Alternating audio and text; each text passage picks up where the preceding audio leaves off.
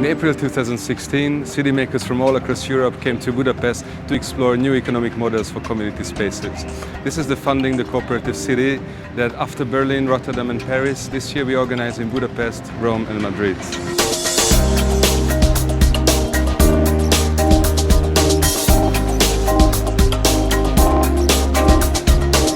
From Liverpool to Belgrade and from Lisbon to Warsaw, we invited dozens of initiatives to Budapest to discuss what are their innovative models, what are the new funding sources, and how could they strengthen their economic models to be more resilient. The Budapest, Rome and Madrid workshops are similar in their format. Every morning we visit interesting locations, interesting sites. In the afternoon we work within smaller groups to discuss their experiences, to exchange knowledge. And in the evening we open up for public debate in order to disseminate some of the ideas also elaborated during the afternoons.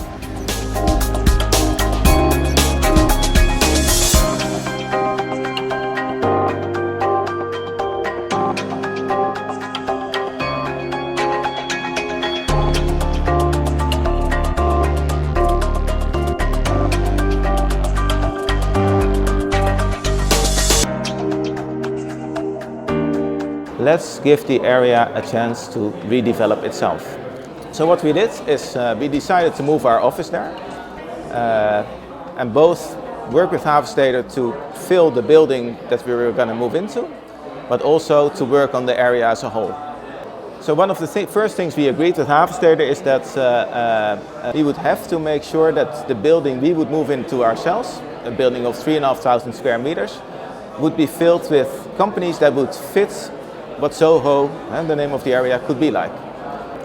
So what's also important in the yellow building, our building, is that everybody who would rent a place there, you're automatically a member of the association of the yellow building, which financially has consequences because it means that every year you pay €5 per square meter that you rent. And that's money was used by the whole building to basically program the building. So we invite people for lectures, we put better internet in the building, we write articles about it. So we have a working budget to tell the world about the things that are happening in the building. So we went to the owner and said, okay, let's make a deal. We fill the whole building for you. We don't ask for money because we did that because we wanted nice neighbors. But can we make a deal that you invest part of the rent, basically we collect it for you, back into the building? And Havenstede said, yes, we're going to do that. And after that they put 25% of all the rent we collected in the building, they put it back in the building, in any constructional work that we would find appropriate. So the first 25,000 we invested in opening up the plinth, the ground floor, which gave us an opportunity to attract a pub there, a cafe, which is really important for the area because that cafe will give another meaning to the Soho district.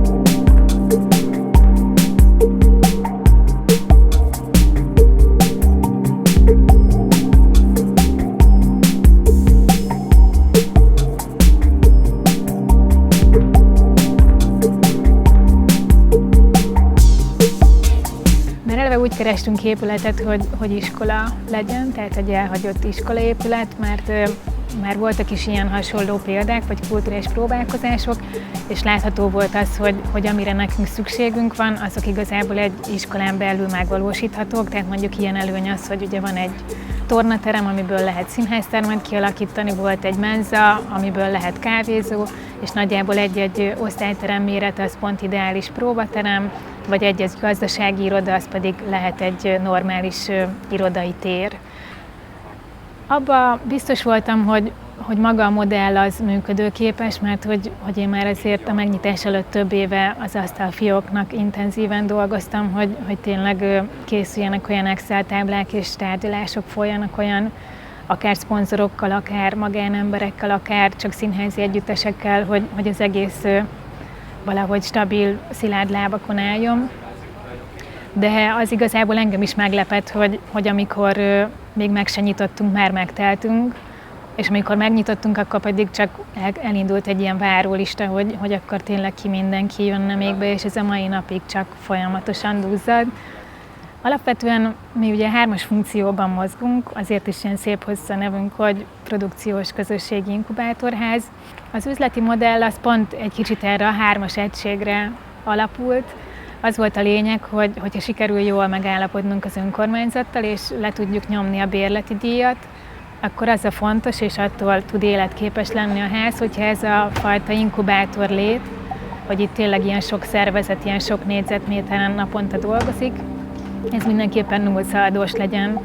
Tehát, hogy erre én felmértem ugye a várható költségeket, beleszámítottam a bérleti díjat, minden olyan közös költséget, ami akár a non-stop porta szolgálat, a napi takarítás, de akár a rezsikiadások, és ezeket állítottam szembe azzal, hogy a hasznosítható tereket milyen áron kell, hogy odaadjam azoknak a csapatoknak, akik bejönnek.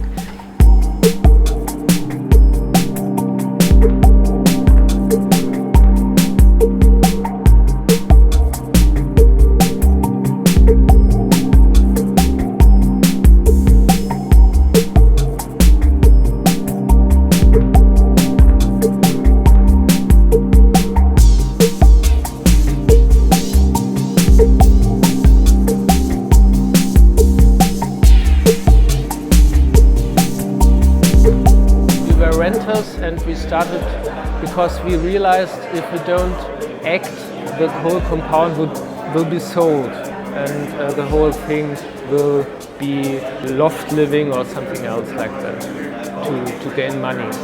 We were able to buy the whole compound for a very cheap price in 2007. We had contact to the foundation Trias, which has as a goal to secure land and provide that it's possible to get land out of the speculation. Trias was in the very beginning and made the contact to another foundation, the Edith Marion Foundation from Switzerland, and these two foundations became in a way in a negotiation how we should set this up. So the ground is now owned by the foundations and we own the buildings. So we can decide everything, what Exeter Print should be. We finance the renovation of the buildings. We design who should rent there. And main thing about Exeter Print is the heterogeneous use and the different scales of people and backgrounds. So there are designers and unemployed, and there are migrants and craft and small factories. So this comes together to a really heterogeneous picture.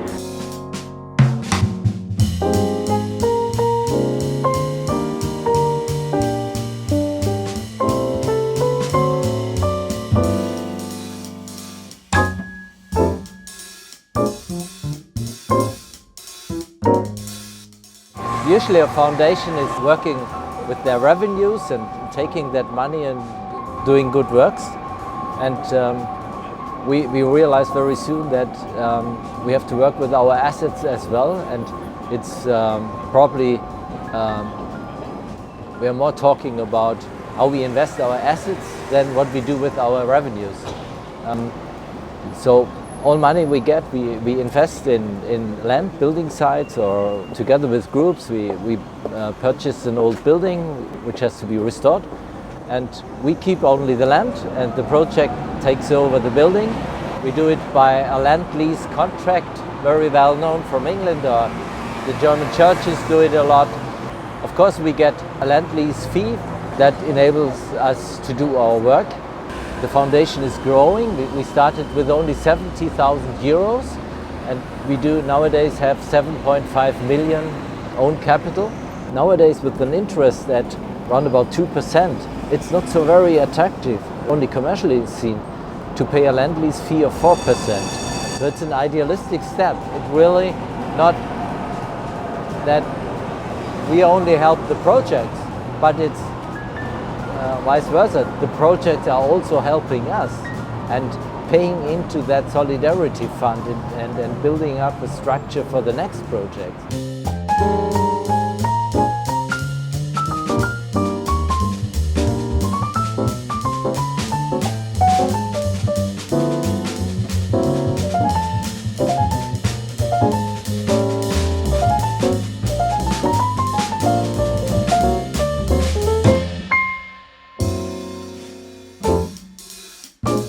Akkoriban, amikor az alapítvány 2012-ben beadta ezt a pályázatot az épületre, akkor befektetőket kellett keresnie, hiszen nem volt arra alaptőkéje, hogy egy ilyen jellegű beruházást megtegyen. Találta erre befektetőket, így maga az épületnek a tulajdonjoga az nem az alapítványnál van, hanem egy másik cégnél. Ez lett az Atrium Vagyonkezelő Kft. És gyakorlatilag ez a befektetői csoport biztosított arra egy összeget is, hogy egy egy felújítás is megtörténhessen. Az alapítványnak a szerepe, mivel nála képződik a legnagyobb pénzügyi forgalom, ugye gyakorlatilag jegybevétel, ami a legjelentősebb, illetve emellett, erről már azért szinte mindenki tud a TAO-nak a lehetőséget, tehát gyakorlatilag az alapítványok, akik előadó művészeti tevékenységet folytatnak, tudnak keresni olyan céges befektetői partnereket, akik adókedvezményért cserébe tudnak támogatást adni az alapítványoknak. Ez egy nagyon jelentős támogatás nekünk, ezért cserébe folyamatosan jegyeladást kell generálni.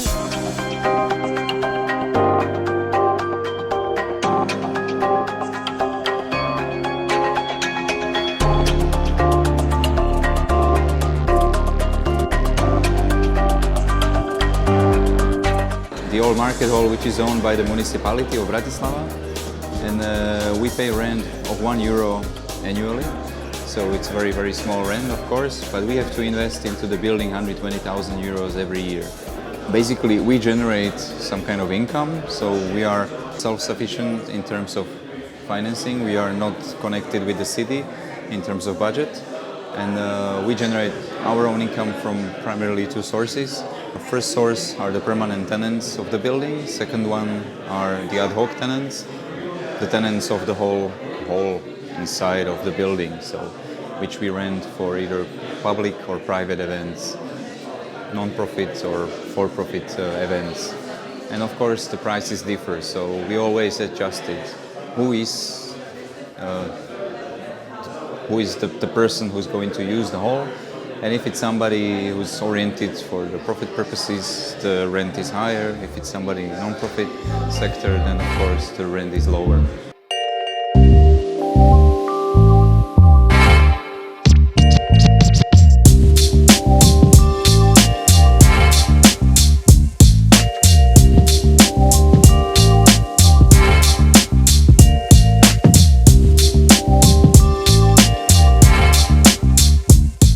You can imagine that we started the renovation of the one building without money at all. Then we got to BIPSIP, but €50,000, which was the money that we got from BIPSIP, wasn't enough. So the process of renovation of the building was €350,000. So and step by step, we start to manage to open the hostel, open one floor of the hostel. Now more and more we have two areas that are commercial, the hostel and also the cafe. And more they are going to support Largo's activity. So we want to decrease the participation on the programs of the structure of Largo. It's a project that, for example, could employ 15 people from the neighborhood. So we got jobs for them, so that's a thing it's very evaluated now at these times in Portugal. So, and we could produce a lot of also other projects which could help other associations that were in the neighborhood, so that we could work in network a little bit.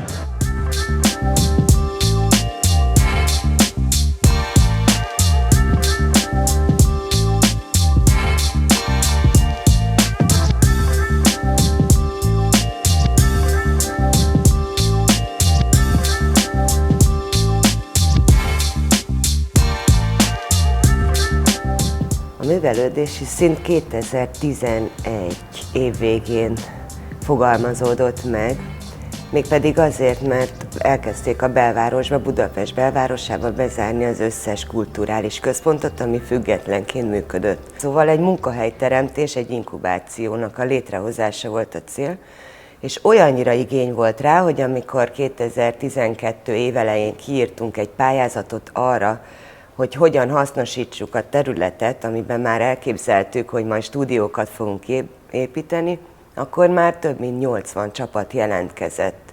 Nagy szerencsénk volt azzal, hogy a tulajdonos eleinte ingyen adta nekünk a helyszínt, amiközben mi itt el tudtuk kezdeni az első olyan lépéseket, amivel már bevételt tudtunk produkálni. Ez a finanszírozásban valahogy úgy néz ki, hogy aki többet tud fizetni, az többet adhat azért, hogy visszatámogassuk azokat, akik kevesebbet tudnak adni. Zárt körű klubként is üzemelünk, ami miatt olyan csoportokat is be tudunk fogadni, akik valamiért nem szeretnek az utcán találkozni, vagy félnek az atrocitásoktól, vagy esetleg egy kisebbségi csoport, akikre rá lehet szállni. Egyfajta biztonságot is nyújtunk ezeknek a csapatoknak.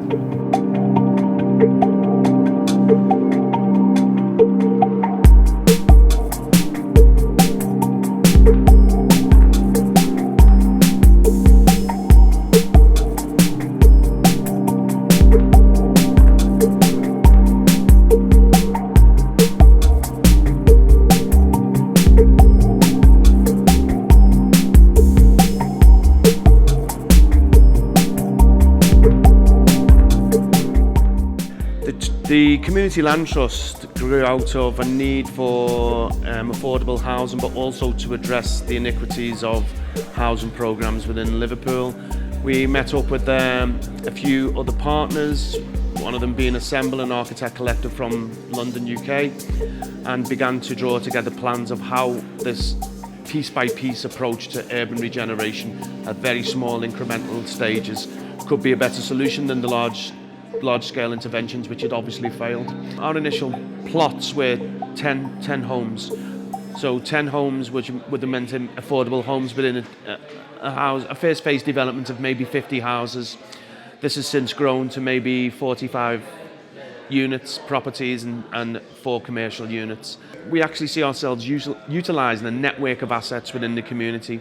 So the offshoot of that was with social enterprise, which now employs 14 local creatives or stroke artists, stroke architects there. The Community Land Trust would allow us the flexibility in choosing a different type of tenure and also opening up to wider diversity to attract further commercial activity and creative activity to the area. The idea of the Community Land Trust is to ensure that if we own a percentage of the land, which may be about 25% within an immediate environment, we now sit at what we call the top table within the city. Now this is a slight inversion of what used to be the case.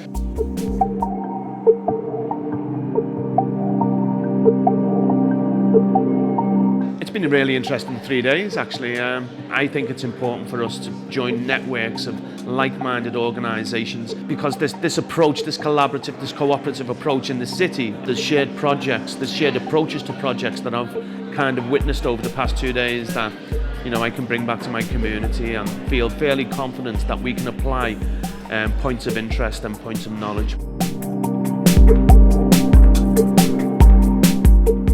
Funding the Cooperative City is organised by Utopian, that was funded by Daniela Patti and me. We work on creating cooperation between civic initiatives, city makers, municipalities and financial actors.